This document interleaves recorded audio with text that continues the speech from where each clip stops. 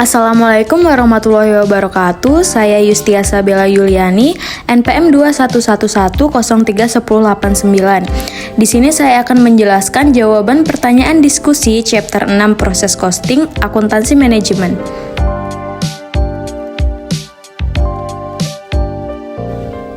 Pertanyaan pertama, jelaskan perbedaan antara penetapan biaya proses dan penetapan biaya berdasarkan pesanan. Jawabannya, untuk job order costing, biasanya produk yang dihasilkan bersifat bervariasi dengan biaya produksi yang berbeda. Biaya diakumulasi berdasarkan pesanan kerja, serta biaya per unit dihitung melalui pembagian jumlah biaya pekerjaan dengan unit yang diproduksi untuk pekerjaan tersebut. Yang selanjutnya itu ada proses costing. Biasanya produk yang dihasilkan bersifat homogen, cocok untuk perusahaan dengan biaya manufaktur yang sama di setiap proses. Biaya diakumulasi berdasarkan proses atau departemen. Biaya per unit dihitung melalui pembagian biaya proses suatu periode dengan unit yang diproduksi selama periode tersebut.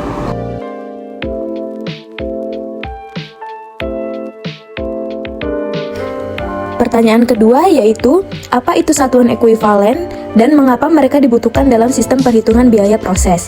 Unit ekuivalen adalah jumlah keseluruhan unit yang dapat diproduksi mengingat jumlah bahan, tenaga kerja, dan overhead yang digunakan. Unit ekuivalen adalah ukuran output suatu periode, input yang diperlukan untuk perhitungan biaya unit dalam sistem perhitungan biaya proses. Dalam menghitung biaya persatuan yang dikeluarkan perusahaan, perlu dihitung unit ekuivalen terlebih dahulu. Hal ini dikarenakan dalam setiap departemen produksi terdapat persediaan akhir dari barang dalam proses yang belum selesai, sehingga jumlah unit ekuivalen harus dihitung untuk setiap elemen biaya.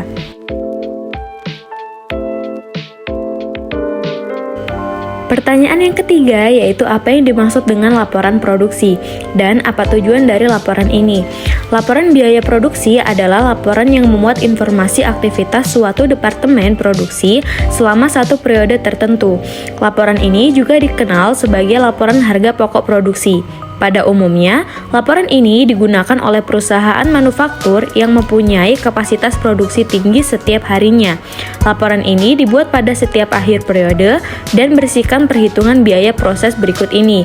Yang pertama, itu ada laporan produksi secara fisik. Yang kedua, ada laporan biaya yang harus dibebankan dan dipertanggungjawabkan oleh departemen terkait. Dan yang ketiga, yaitu laporan pertanggungjawaban departemen terkait.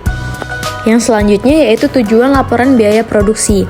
Tujuan ini yang pertama, profitabilitas dan keberlanjutan bisnis, serta membantu dalam analisis komparatif biaya.